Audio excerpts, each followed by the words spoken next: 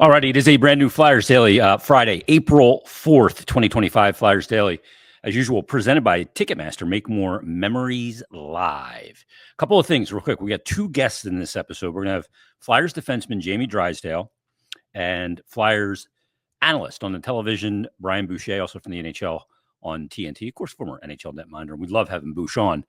Really good conversations with both. I didn't realize in yesterday's episode, by the way, that it was for Thursday. I thought that was for Wednesday.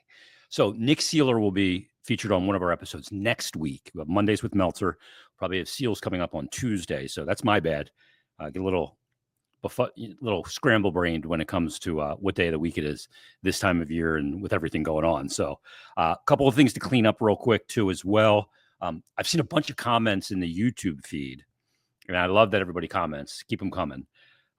That they want maybe it's the same guy or a couple different people, and I've got an email or two about it as well, is they want a tour of the new studio space that I'm in. So I'll do that. I'll record a home studio tour. I'm basically living down here right now because my sleeping hours are all over the place with falling asleep during the day quite a bit and having to take naps when you don't even know what's coming. But this is the space I'll show to you. We revamped it a little bit, and we'll make a video about it, and I'll put it out. So to that guy, it's coming. Due time. I'll do that this weekend. Also, the game this weekend, tomorrow night in Montreal, Flyers are back on the ice, and they're not back on again until Wednesday. This is really bizarre. But, the NHL schedule defies my logic sometimes, and back-to-backs and a team resting when another team's on a back to whatever it is. It is because it's a 32-team league, and I guess it's difficult with buildings and all that to get it right. But nonetheless, Flyers will be back in action tomorrow. We'll have Bill on Monday. We'll react to that and the week that was in Flyers land. But let's get to our first guest. I think he's really made some big steps this season. You heard from Brad Shaw on yesterday's episode. We talked about Jamie Drysdale and his development. Still, according to Brad Shaw, got a long way to go. And I agree. There's next levels that Jamie Drysdale is going to get to, can get to. We'll see how that plays out. But I think he's made some really big jumps this year. And that is great to see, considering what the Flyers gave up in that trade with Cutter Gauthier in Anaheim, and considering how important that position is with a still pretty young defender in Jamie Drysdale. So let's get to him right now. He joins us on Flyers Daily. It is Flyers defenseman Jamie Drysdale. Brand new episode of Flyers Daily. As the Flyers won't be back in action until Saturday night against Montreal. A little break in the schedule. Weird time for a break, but joining us is Flyers defenseman Jamie Drysdale. Jamie, how are you? Enjoying the break a little bit? Yeah, it is definitely a little interesting considering we just came off of 15 games in 28 days. So to have one through a 9-day period is definitely, different, especially at this time of year when everything kind of ramps up, and it has. So yeah, we're just trying to, make the most of it, get our rest in, get some good practices and be ready to go. How important is it for you guys, and you in particular, to finish the year on as good of a note as you can with your individual play and the progress that you've made this year?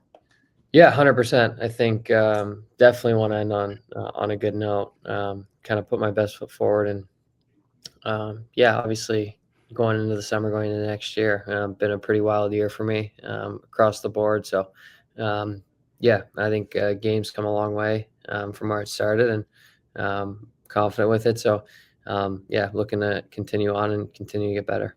I remember back, this feels like an eternity ago at this point, a lifetime ago, but back in training camp and talking to you, and you told me, you put on 18 pounds of muscle. How was it carrying the muscle through the season? I think full transparency, I think I put on a little too much. You feel like it bogged you down a little bit? I think, I felt a little bit slower, just a little bit. I don't know. I'd never been that heavy. The heaviest I ever was going into a year was probably 185, 186.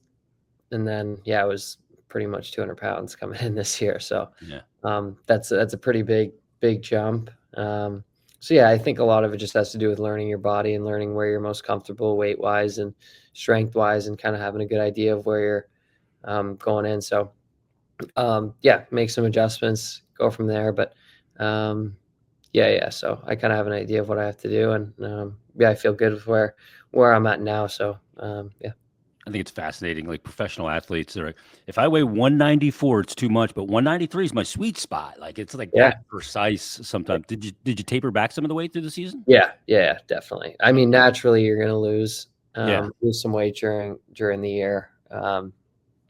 And just whatnot, just just naturally how it goes through training camp, through that, just the schedule, being on the road all the time. So yeah, naturally it happens, but yeah, tapered it back for sure. Let me ask you about, you come in last year, mid-season trade, and it's frenzy, it's chaotic. You're adjusting to East Coast living and all that goes with it and everything. And getting just established off the ice and your life in order. And then you come into this year, you got a full summer and working with Bradshaw. He's a guy that is incredibly detailed, and can really get his fingers in there. What's it been like working with Shawsy to get your game to go to the next levels? It's been unreal, to be honest. Yeah. I think I credit a lot of, kind of the steps that I've taken to him. Like you said, just detailed stuff that, I've been playing hockey for like what I would consider a long time, Your being whole life, my whole life, pretty much. So, the amount of things that little things that seem simple or whatever that he's told me that I'd never heard before in my life is pretty cool. And just little details that just make you a better player, make you just a little bit sharper, little things to keep in the back of your head. So very detailed, you know, really good approach to it, calm. Just definitely someone that I've learned a lot from. It's like as simple as like, hey, when you have an ongoing, guy off the rush, I want you to a 46-degree angle to angle him, not 52-degree. It's that, but that little bit makes a big difference. Yeah, no, it's anything as opposed to, hey, your stick's like, you could have your stick straight out, and whether the blade's open or closed can affect the pass, what the shooter's going to think, just anything like little things like that people wouldn't give two thoughts on. So, he's been great. One of the things that you talked about in the preseason as well was, one of the things for you was the ability to stay availability. You were dinged up a little earlier this season, but you've been on a long run now where you've been in the lineup, and that hasn't been an issue for you. How much does that ease your brain that you can do that? 100%. Yeah, I mean, it sucks being out of the lineup, especially as consistently as I have. Start of the year, unfortunate, wouldn't like. You're like, you're kidding me, right? We're going to do this again, right? Yeah. So that sucked for sure. But yeah, no, body feels great. That's awesome. So it's been nice to have this stretch, little refreshing, and I feel like in this stretch, I think my game's come a long way. Learn things about it, just whatnot. I feel like, it's been a pretty crazy start to my career, but I think we're in a good spot, and I'm looking to grow for sure. They're all part of the progression of your career too. Because I don't think you made a step this year, Jamie. I think you made multiple steps, and you could kind of see them clicking off as you were going through the season. I felt in the beginning that maybe you could see you thinking at times out there. Now I see an instinctual player. To play on instinct and not be thinking puts you ahead of the curve on how you're attacking the game, doesn't it? 100%. I think the game's so fast that when you're thinking, you're probably dead, already done. I think you die. you're probably already done, and I think that a lot of that came into my game throughout the year, to be honest with you. And I think that a lot of it just comes from building confidence in your game. If you're not confident, if you're overthinking, I think a lot of it's making the plays for kind of yourself, what you think, what you see, making your own reads, obviously within a system, rather than, what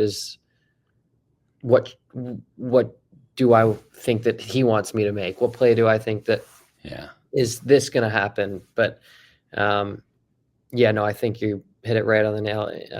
When you're playing with confidence and you're just playing, not overthinking, it's definitely beneficial. Yeah, playing on instinct is a huge thing, and Mm-hmm. I think you think out there, you just don't have the time to do it. Let me ask you 100%. specifically about a goal. Yeah. It's the last goal you scored, as a matter of fact, turned out to be the game winner in the 2-1 win over Nashville. And I look at that play, and I watched it over and over again. I always like to CSI how the reason why a goal was scored. Yeah. And as Mishkov enters the middle of the ice, it draws everybody from Nashville. He's like this. He's got a tractor beam, Yeah. and they all start sucking into him because he's attacking in the middle of the ice. Mm-hmm. And I'm watching you on the point, and you're like, oh, if they're all going to do it, I'll come down here. You go right to the side of the net. He kind of whiffs on the shot, but you're right there. I'll clean it up, no problem. Yeah. Take me through that read. Yeah, I just think, just overall, I've tried to get more comfortable playing low in the ozone. I think that's one thing where I think I've previously been retreating, which is not kind of what I want to be, what I need to be in order to be successful. So yeah, obviously kind of creeped in.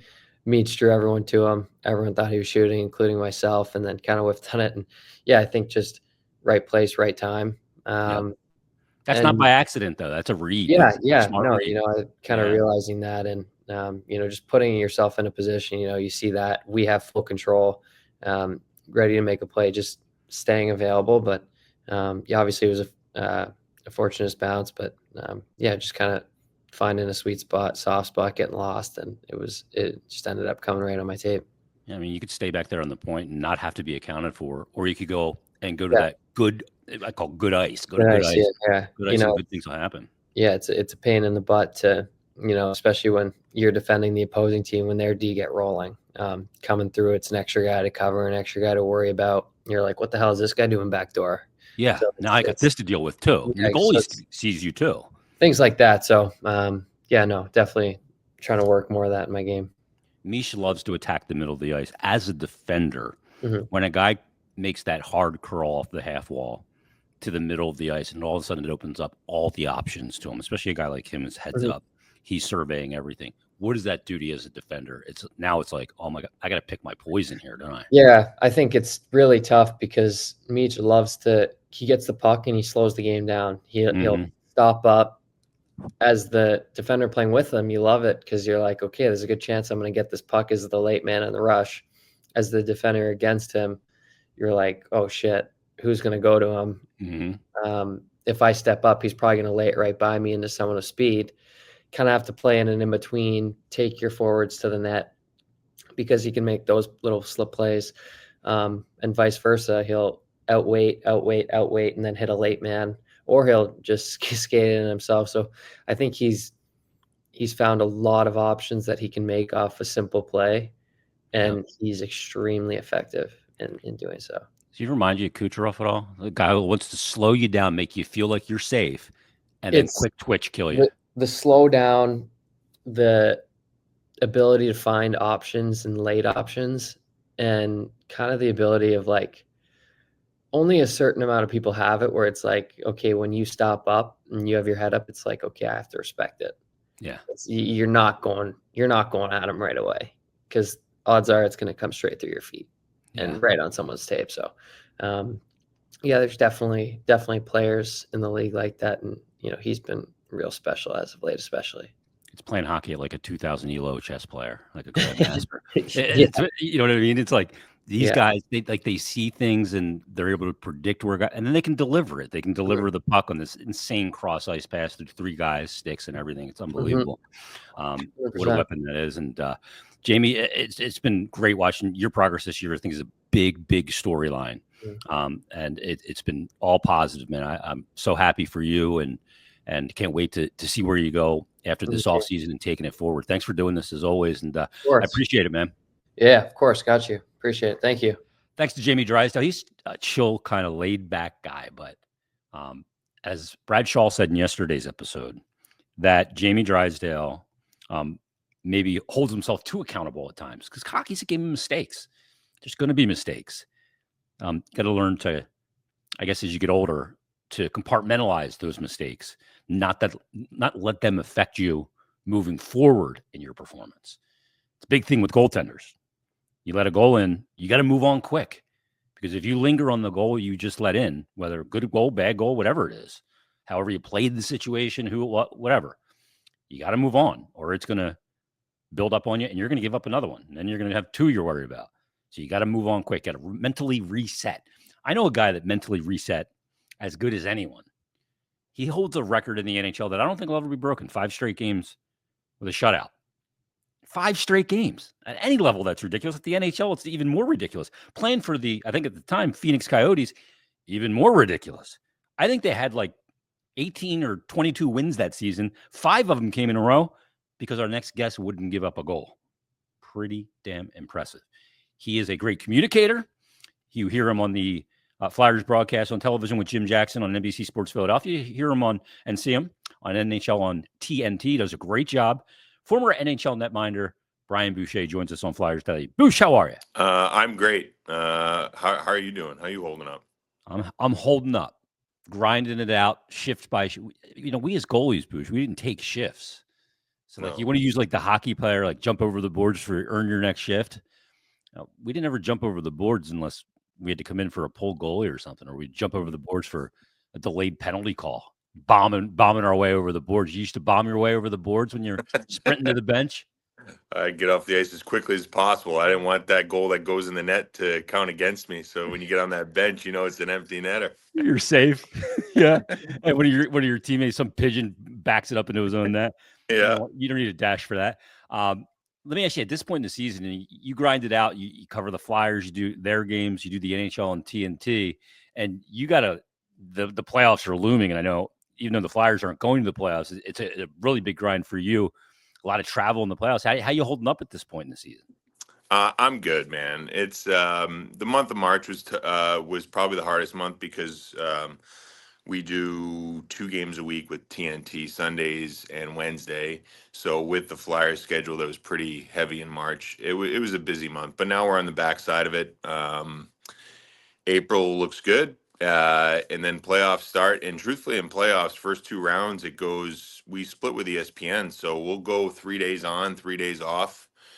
And then ESPN takes the other 3 days. So it actually ends up being not bad until the conference final. That's when we stay on one series. And then we got the final this year. So I feel like good days are ahead. Warm weather, good hockey.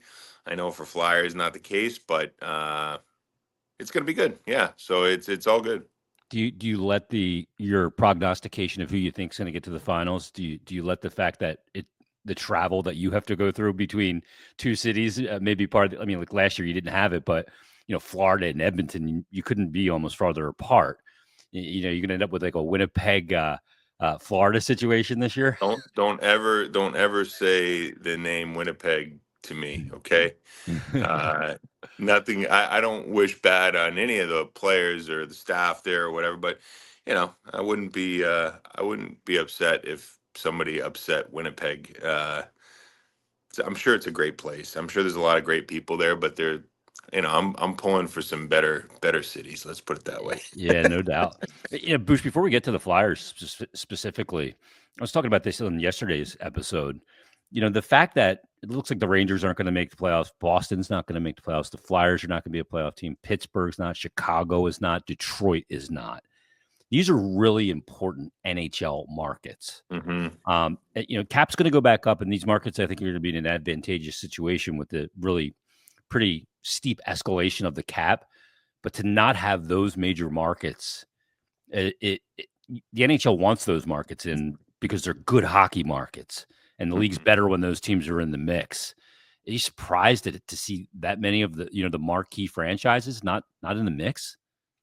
Yeah, it's for years, it's like, I know the Canadian, for Canadian TV, they were upset that Canadian teams weren't in it, right? It kind of hurt their ratings and whatnot. And I think for us in the East, as you mentioned, all those big markets, I mean, New York still has a chance to get in. Yeah. But all the other ones you mentioned are pretty much, they're dead in the water. So yeah, it is what it is, right? I mean, they wanted parity around the NHL. They got it. That means you're going to have some markets that are in the mix that probably aren't your biggest TV markets, but I think there's other areas of the game where the business is growing, and I think that's why the cap is going up. And as we've seen, oftentimes these things can turn quickly. Teams can look at the Capitals. I don't think anybody ever expected them to be as good as they are this year as quickly as they've done it. So there's a template there for turning your franchise around, and who knows? I can't imagine the Rangers go into a hard rebuild if they don't make the playoffs. Like, I can't imagine it when they were just getting out of it. So, if Chris Drury is looking to save his job, I'm sure he's going to have to get this ship turned around pretty quickly so that they are relevant once again. Yeah, no doubt. You look at the Capitals, and I look at them the way they're built too, and you look at they make 7 signings over the summer. They've gone 7 for 7. They've hit on all of them for this year at least, and none of them are these huge marquee names. They didn't sign a Connor McDavid, and their team looks like they do damage in the playoffs because they got great depth. I didn't think they were a playoff team. Yeah, and now they just added Ryan Leonard, their first-round pick from Michkov, who went right after Michkov. Terrific college career, 2 years at BC. A hard-nosed power forward. That's another guy that you add into the mix, and I know he's going to be pretty green, but he's got some skill. He can play. He's an emotional player too. Yeah, and he's just one of those guys. It's another player that you plug in at an important time of year, and you see how he does. Could be a help to their team. I mean, the only question I have about the Caps is they're all, this Ovechkin thing is, it's getting close, and I'm here in Carolina tonight. We got Washington, Carolina as he chases the record.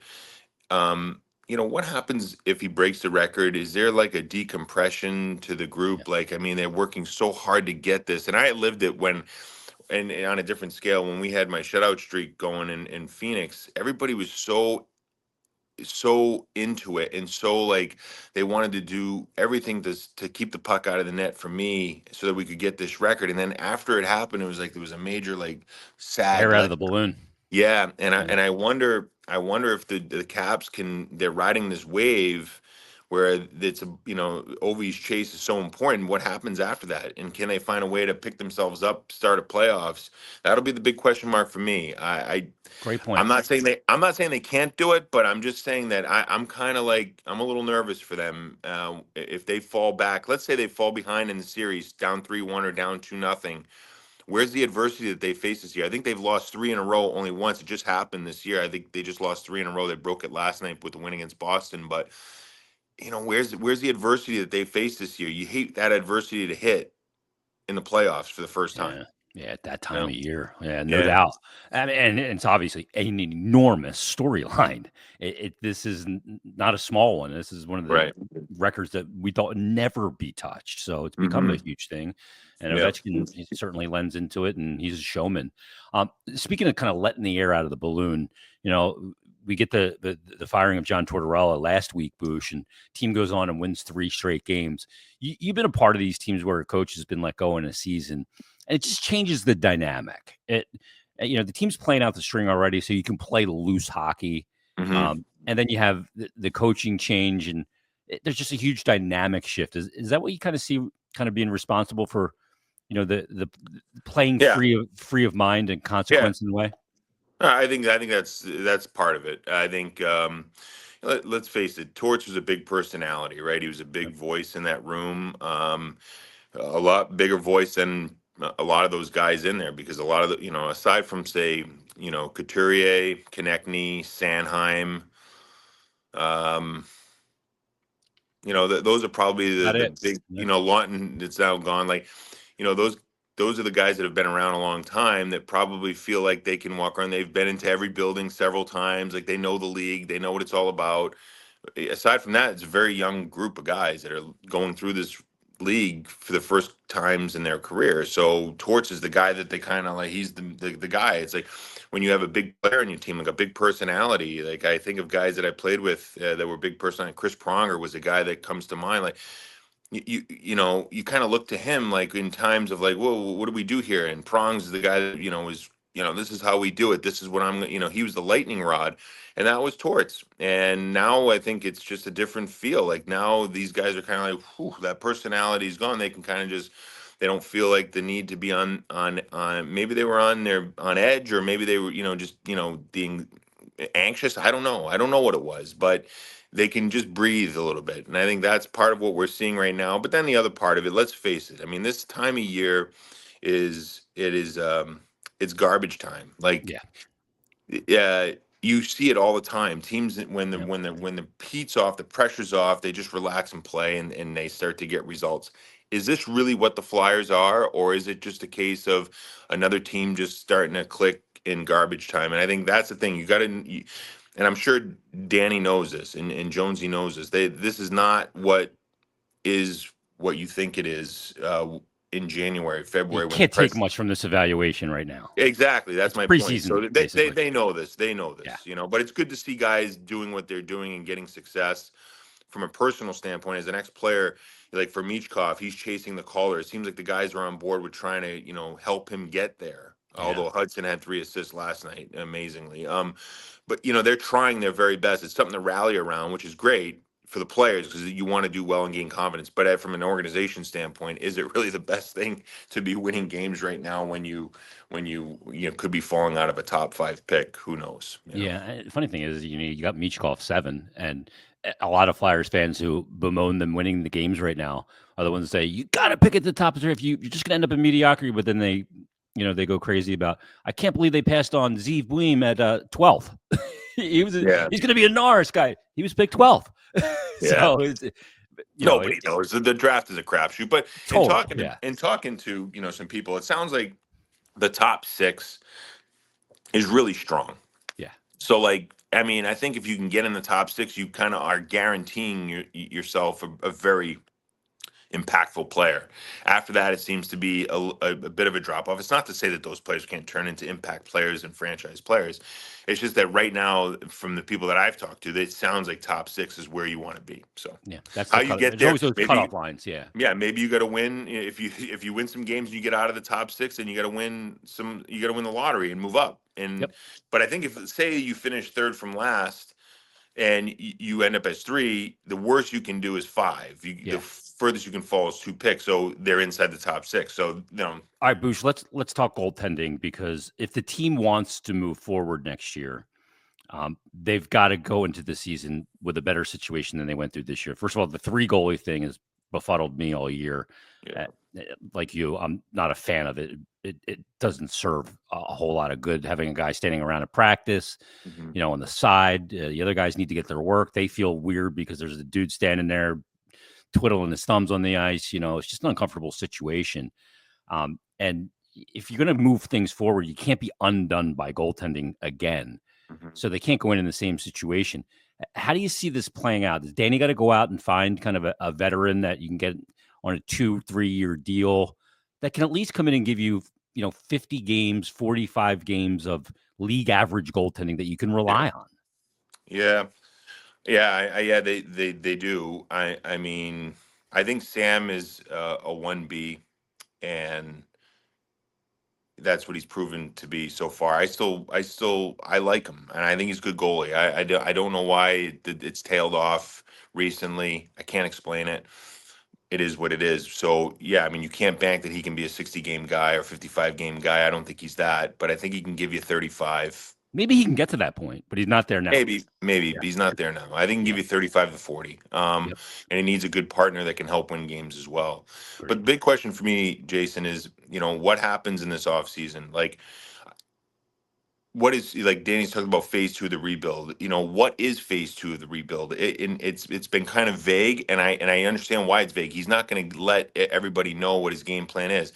My question is, does phase 2 look similar to what Paul Holmgren did in 2007, after they finished dead last in the league? Right? They picked up, and correct me if I'm wrong, but they picked up Timonen, Hartnell, Lupul, Upshaw, Jason Smith.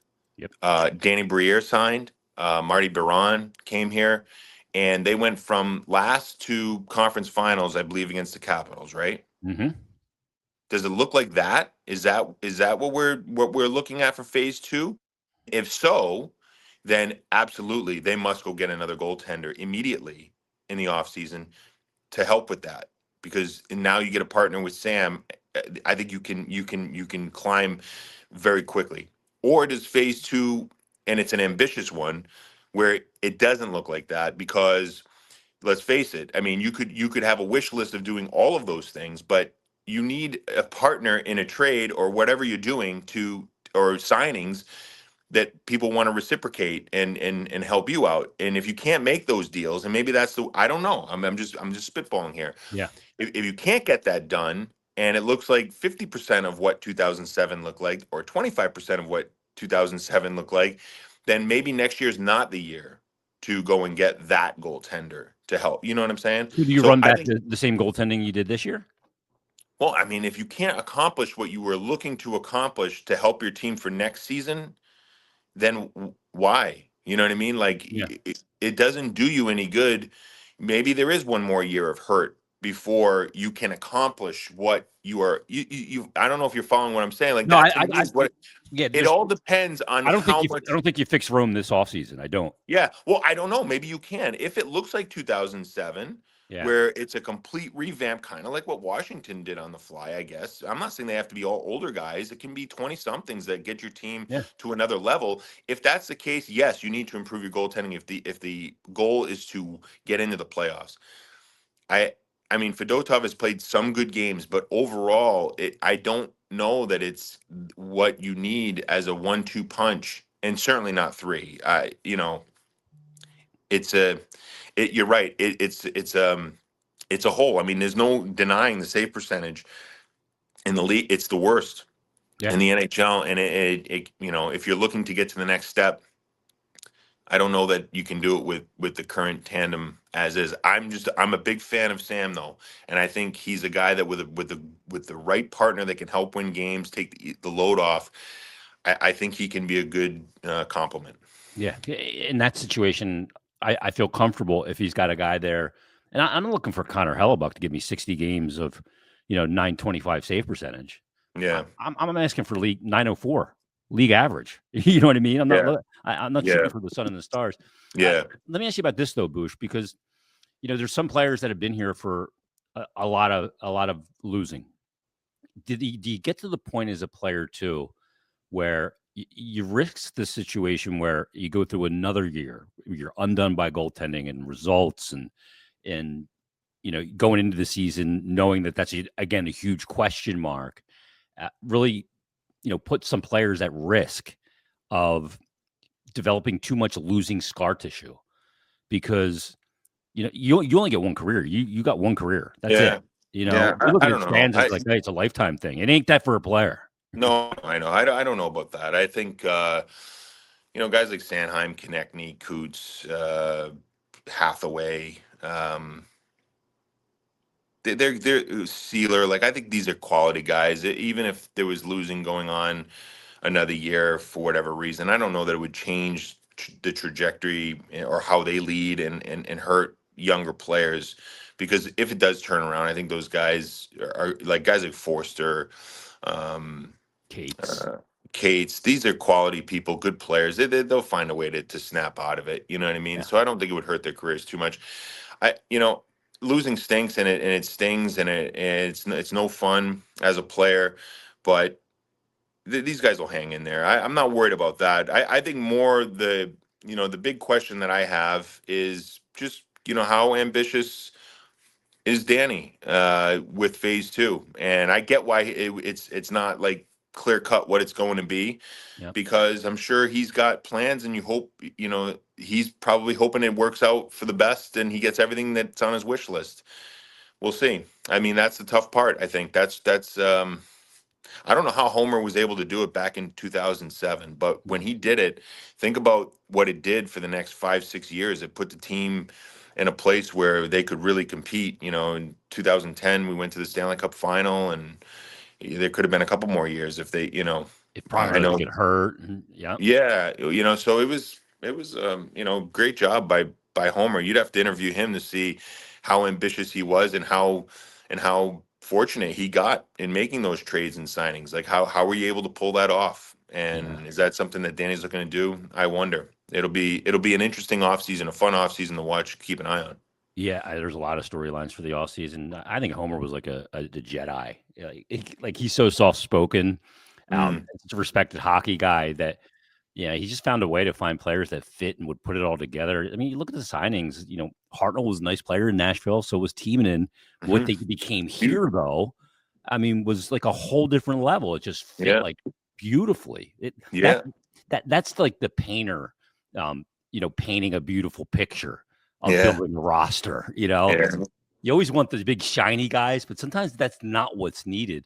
Yeah. I know Jonesy's talked about this quite a bit about, this offseason, like the free agent pool this offseason is very underwhelming. Just because you have some money doesn't mean you need to go out there and, pay the best center available. I mean, John Tavares is going to be that guy. He's going to be 35, Right. Marner's probably your biggest want. I mean, for teams. Yeah, and he's a winger. If he gets the UFA. Yeah, it looks like he's going to sign there. Apparently, there's some conversation about that. Is that the talk? Yeah. At $14.5 million. So, but I mean, I'm not going to just spend my money because I'm not going to go for the best available guy. I got to strategically plot out getting the best guy for my team and what I want to do. Well, right. And now McDavid, it has 1 year remaining next year. Is that it? He and Eichel do. I think Eichel's staying in Vegas. I think that. Okay. So I mean, why would you go crazy this year in the offseason? Take yourself out of that. It is a wait and see. What if McDavid ends up being available? Yeah.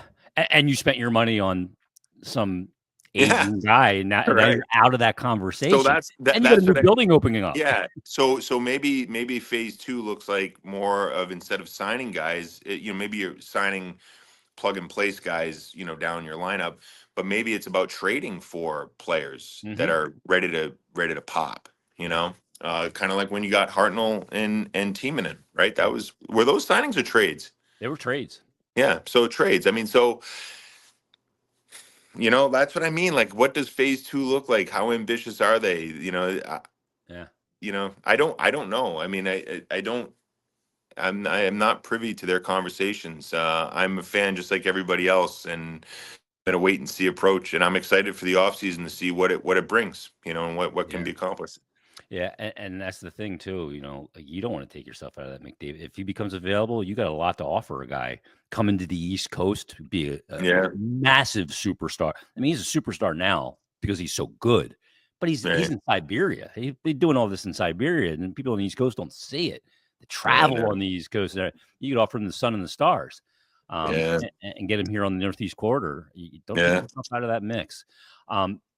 The big decision, probably the first decision, Bush, will be the coach. Who the next coach of this team will be. Talk's name has been mentioned, and there's mixed reviews on that from fans. They say, "Oh, can't hire a former Flyer." I think it's a lazy narrative. I mean, you look at so many guys they've hired that have no Flyers connections, and I don't care if the guy was the coach of the Dallas Cowboys. You hire the right guy. I don't care. I don't care who he played for. But who is the right guy? We don't even know who the pool of available guys is going to be right now. No, we don't. Yeah, and that's the problem, right? Well, it's not the problem. That's it. You have to wait and see how the playoffs shake out. Who gets bounced in the first round and somebody gets fired all of a sudden? Yeah, absolutely. So yeah, we don't know. And the idea that what we can't. I don't know. I don't understand why fans get worked up over ex-Flyer thing. Guys and. It's, to me, like, if you were a Flyer before, you understand what the city is and what it means to be a Flyer. What's wrong with that? I don't understand. Why is that a bad thing? I don't understand why it's a bad thing. And Rick Tocchet was one of the greatest Flyers ever. Like, I mean, the way that he played, he epitomized what this city is all about and what it means to be a Flyer. One of great team guys, and it's whatever. I don't know. I don't know if they, I saw a latest report that Vancouver wants to re-sign him and extend him. So who knows? But yeah, again, it's kind of like what is phase 2? How much do you get accomplished in phase 2? And if your team is ready to pop and go, then maybe you got to find a coach that aligns with those values. And it's not about, I'm going to throw the name out there. Say, like, if your team is ready to pop and go, is a guy like David Carl coming out of college, do you want to get a college guy to come and coach when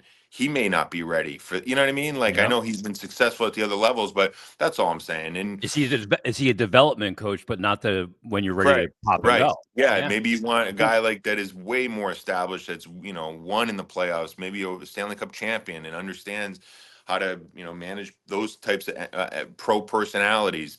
That's all I'm saying. I think it's all determined. And I asked Danny that question when we had the day that they had the press conference about Torts. I asked Danny that question, is it predicated on how phase 2 goes as to what type of coach? And I think he said, yeah, he's like, it's going to, we'll look at all that to see where we're at, what the best fit will be. Yeah. I think it's a critical decision, obviously. And we'll see. Is Mike Sullivan let go in Pittsburgh, for example? Right. Yeah. Is he a guy? Is he too much like Torts? This old notion, you got the hard ass coach, then you got to go from the screamer to the hugger in sports. You go from Larry Boa to Charlie Manuel. One guy will beat your ass, the other guy will pat you on it. Yeah. I don't buy into that, but just get a good coach, and let's just see. Let's just how about you got to see how it shakes out in the playoffs. Who gets fired? Get the list. See who's on there. Then you can talk about it. Until then, it's just hypotheticals of who could be, who could not be available. No doubt about it. Boucher, taking a lot of your time already. Last question for you: who is in the Stanley Cup final this year? It's going to be. I mean, these battles and the way the playoff seeding happens, you can't look at a first round exit the way we used to. Mm-hmm. It's not 1 versus 8. You lose in the first round because you're in the Atlantic Division. You might be losing to the Cup champs. You can't go, we tapped out in the first round. Yeah, these are crazy matchups. Okay, in the East, does Florida have the gas in the tank after 2 consecutive finals to get there? Yeah, to go to 3 finals in a row, that's tough. Kachuk, I mean, it's hard to bet against what they've done. So you got to like them. You think Tampa's got a run in them? One more? Yeah, I mean, this seems like that window's closing, right? Yeah. They keep going all in, like they keep, they're not. So this is a big year for Tampa. Yeah, I mean, I don't know. I guess I would say Florida, just because of the experience that they have. I wonder if they can do it 3 years in a row. I don't know if Toronto is deep enough. Tampa, I don't know. New Jersey, no, for sure. I don't think they've got it because of the injury to Jack Hughes. That's a huge loss in Hamilton. And Siegenthaler is out for the first round as well. So those are big losses for them. Carolina, I mean, I think they're a good regular season team but when they get to that final 8 and they finally meet their match, I don't think they have another gear. Like, they play hard and fast and quick all year, but then they don't have another level. So no, I don't like that. Capitals, I think they could run out of gas, And then Ottawa is going to make the playoffs, but they're going to have a first round matchup either against Florida or Toronto, probably, it looks like, and that's going to be a war against either of those teams. So. Yeah. And then 8, Montreal, no chance. I mean, so I don't know. I'm going to go Florida in the East. I know it was a long way to talk about Florida in the East, and then in the West. Boy, you got a lot of good picks. You can go Colorado, Dallas. Winnipeg. Well, that's going to be a first round matchup. Colorado, Dallas is going to be your first round matchup. So one of those is gone. I'm gonna take Colorado there, and I think Vegas on the other side of it, and I'll take Vegas just because I want to go to Vegas in the final. That's not a bad place to spend it. Colorado's not bad either. It's not Winnipeg. Well, I think Los Angeles. Colorado's great. I was there for the final there when it was Tampa, Colorado. Great weather in June, but yeah, I'm gonna say Vegas. You think the Kings can get a little upset over Edmonton? I do. I think this is the year because Byfield's taken another step and got that. He's in the middle. I think they're a different team. And I think this year, if they can stay out of the box, and Edmonton hasn't been the same either. Like, they're not. They had Drysdale's had a great year. McDavid hasn't been all that good there this year. They're not deep. No, I don't think Edmonton. They're not the same group. I think LA can upset them in the first round. Is it even an upset? Who would get home ice there? I haven't looked at Kings right now would have the home ice. Yeah. Stay out of the box, and they've been unreal at home. The Kings. I think they lost 3 games in regulation all year. So I'll take the Kings over Edmonton first round. 28-4-4 at their home. What is it? The Crypto.com arena or whatever it is. They've been unbelievable. And that's a team, Boosh, that didn't do no tear down and rebuild. They just recoiled it as well. I mean, Kopitar still playing like he's playing too. This guy's ageless, right? Yeah, and Byfield just continued to get better and better and better, right? Doughty's still giving you real quality. And he should be like with the injury might serve as a benefit in the long run. He didn't put all those miles on to start the year, so he's going to be fresh in the playoffs. And Kemper's won before. Remember that? Kemper's won before. I know he's not a big name, but he's been there, done it. Yeah. That's a team I look at in the first couple of rounds. It's going to be fascinating. Got to stay out of the box though against the Oilers. You can't if you get undisciplined and you go, then you're in trouble. You're dead. And you throw that power play out there, it's clicking at like 30%. It's ridiculous. Yeah. These power plays. They're unreal, some of these in the league now.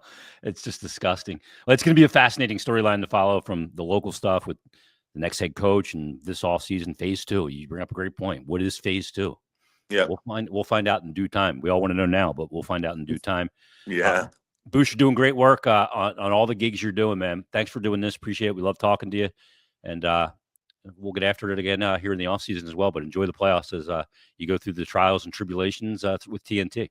All right, Jason, thanks. And all the best to you and your treatment. And you look great. And hopefully you get on the other side of this thing. And it's one hell of a story to tell your kids. Yeah, no doubt. You tell me I look great more than my wife does. So I appreciate that. You look beautiful. How about that? There he is. One of my favorite guys to talk to. It's one of the reasons why with being sick, I hate it. Not being at the rink, at the games, to have dinner and talk about the sport and other stuff too with the one and only Brian Boucher. I appreciate him taking the time while he's on the road for the NHL and TNT. He does a great job, and we'll continue to watch even beyond the Flyers season into the postseason with Boucher going all the way to the Stanley Cup Finals again. So thanks to him for joining us. Thanks to you guys for joining me and us. Make sure you smash the like button, hit the notification bell, subscribe. That way you'll continue to receive the content here on the Flyers YouTube channel.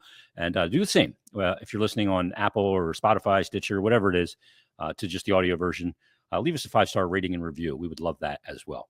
Everybody, thanks for listening. Thanks for watching. Have a fantastic weekend. We'll be back Monday. Mondays with Meltzer. Join us then on a brand new Flyers Daily.